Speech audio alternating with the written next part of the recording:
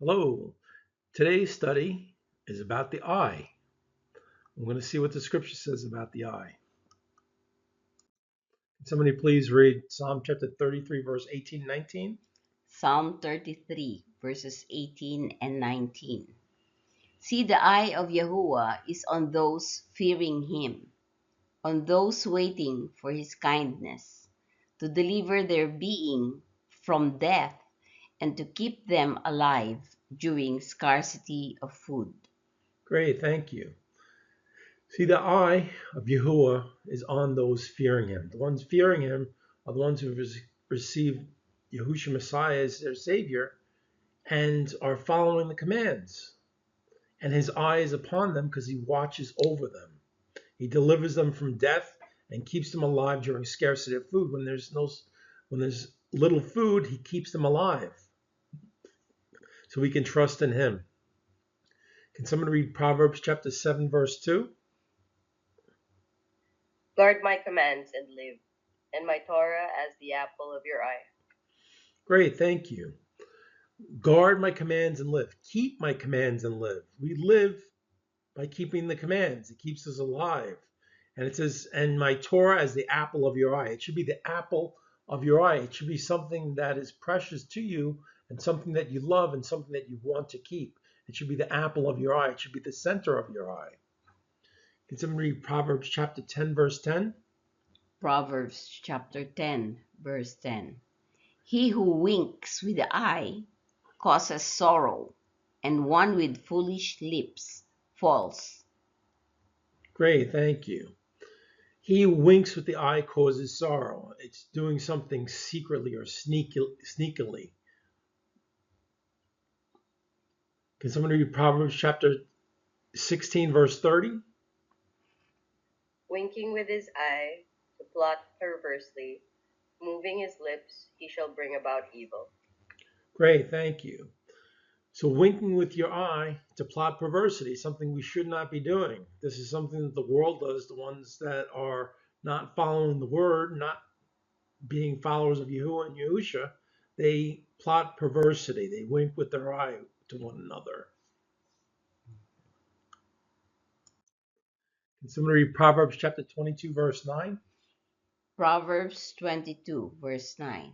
He who has a good eye is blessed, for he gives of his bread to the poor.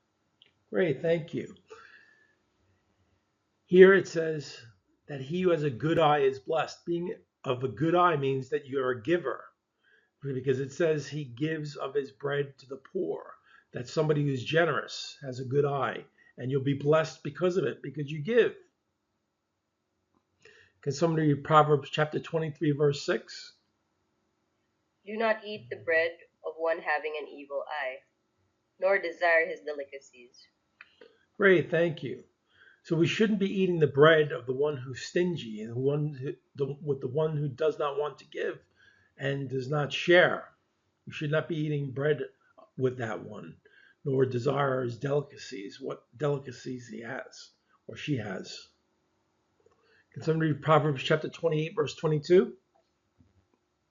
Proverbs 28, verse 22. A man with an evil eye runs after wealth and does not know that poverty awaits him. Great, thank you. So somebody who has an evil eye runs after wealth. He's always chasing after wealth, but he doesn't know that poverty awaits him. He's not going to have anything. Can someone read Proverbs chapter 30, verse 17? An eye that mocks his father and scorns to obey his mother, ravens of the what dig it out, and young eagles eat it. Great, thank you. So it says the eye that mocks his father and scorns to obey his mother, ravens of the wadi dig it out, young eagles eat it. So the eyes are going to be eaten up of the person who mocks his father, not obey his mother. It goes with the commandment of being obedient to your father and your mother. Can someone read Ecclesiastes chapter 4, verse 8? Ecclesiastes chapter 4, verse 8. There is one without a second, who has neither son nor brother, and there is no end to all his labors. His eye also is not satisfied with riches, and for whom am I toiling and depriving myself of good? That too is futility and an evil task. Great, thank you. It says here that there is one without a second who has neither son nor brother, and there is no end to all his labors. It says his eye also is not satisfied with riches. Not satisfied, he wants to have more. It says, for whom am I toiling and depriving myself of good? This too is futility and an evil task. So we shouldn't be going after riches because it's an evil eye if you're going after riches. Can someone read Zechariah chapter 2, verses 7 and 8? O Zion, escape, you who dwell with the daughter of Babel. For thus said Yahuwah of hosts, for the sake of the scheme he sent me to Gentiles, which plunder you. For he who touches you touches the apple of my eye. Thank you.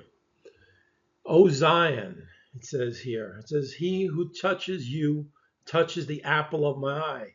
Zion is the apple of Yahuwah's eyes. So anyone who touches it becomes an enemy to Yahuwah. Can someone read Matthew chapter 5, verse 29? Matthew chapter 5, verse 29. And if your right eye causes you to stumble, pluck it out and throw it away from you. For it is better for you that one of your members perish than for your entire body to be thrown into Gehenna. Great, thank you. So here, the verse is telling you that it's better that you take out your right eye and pluck it out and throw it away from you and it's better that one of your members should perish, that your whole body should be thrown into Gehenna or the grave. Can somebody read Matthew chapter 5, verse 38 and 39? You heard that it was said, an eye for an eye, and a tooth for a tooth. But I say to you, do not resist the wicked, but whoever slaps you on your right cheek, turn the other to him also. Great, thank you. This is what Yahushua said when he was speaking. He says, you heard that it was said, an eye for an eye and a tooth for a tooth. But Yahushua said to them, do not resist the wicked, but whoever slaps you on the right cheek, turn the other to him also.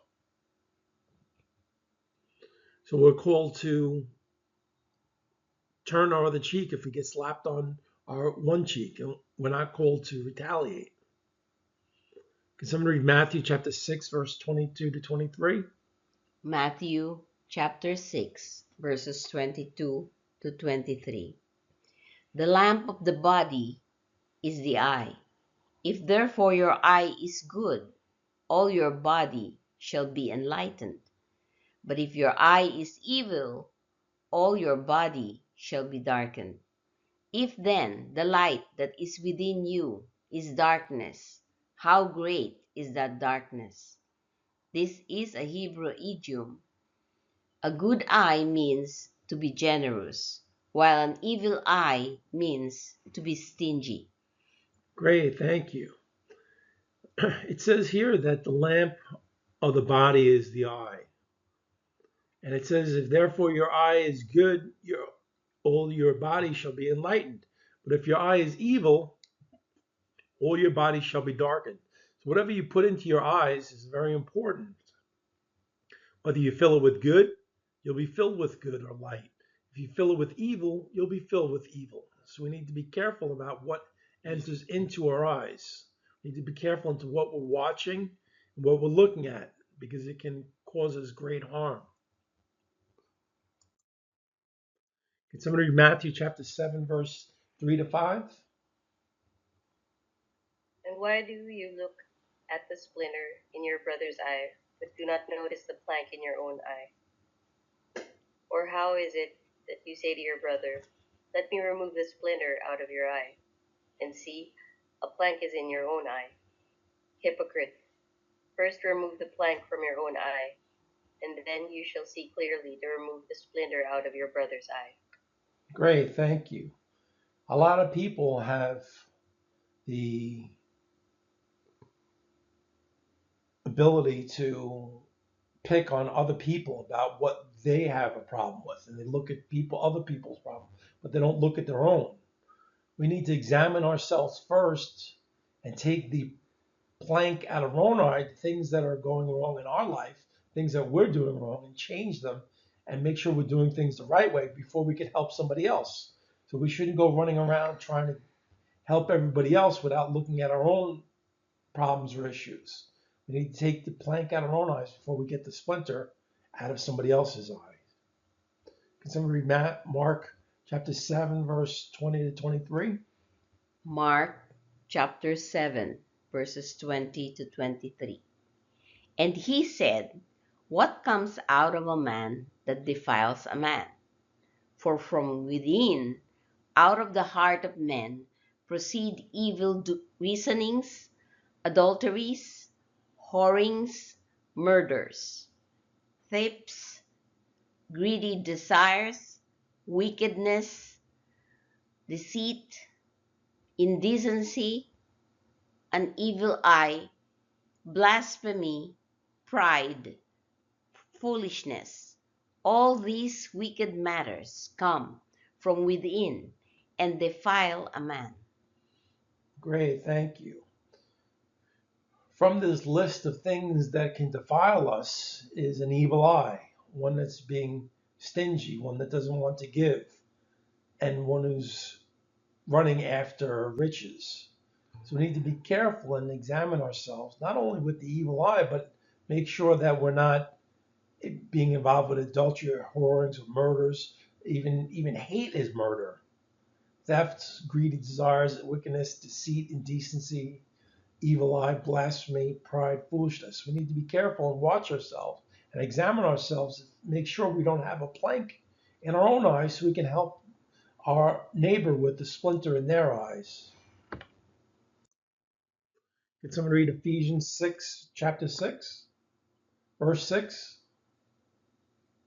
Not with eye service as men pleasers, but as servants of Messiah, doing the desire of Elohim for the inner self. Great, thank you. So we're called not to be an eye service as men pleasers, just being a man pleaser while others are looking at you.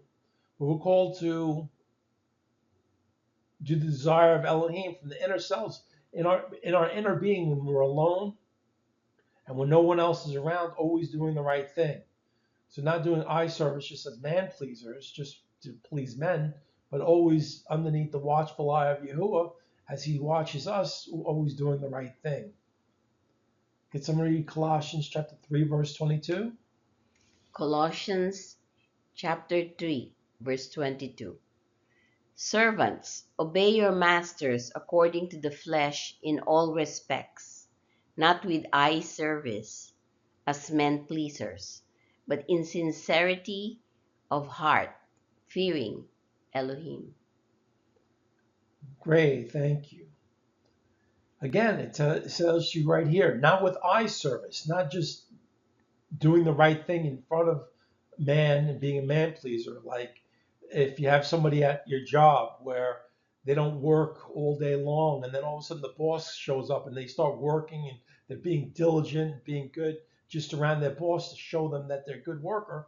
And when the boss is gone, then they're not doing their job anymore. That's somebody who's doing eye service and is a man pleaser. We should always be doing the right thing before Elohim and work as the Elohim all the time. Can someone read Revelations chapters 1, verse 7, please? He is coming with the clouds, and every eye shall see him, even they who pierced him, and all the tribes of the earth shall mourn because of him. Yes, Amen. Great, thank you. Yahusha is coming on the clouds, and every eye shall see him. Every eye on the earth shall see him. That's going to be a witness to all the people on earth that he's coming back. He's going to be coming on the clouds, not like when they say now, oh, there's Yahusha, he's here already. He's in Russia. He's in South America. He's in Korea. No, these are false messiahs. He's going to be coming down on the clouds as he left in the clouds.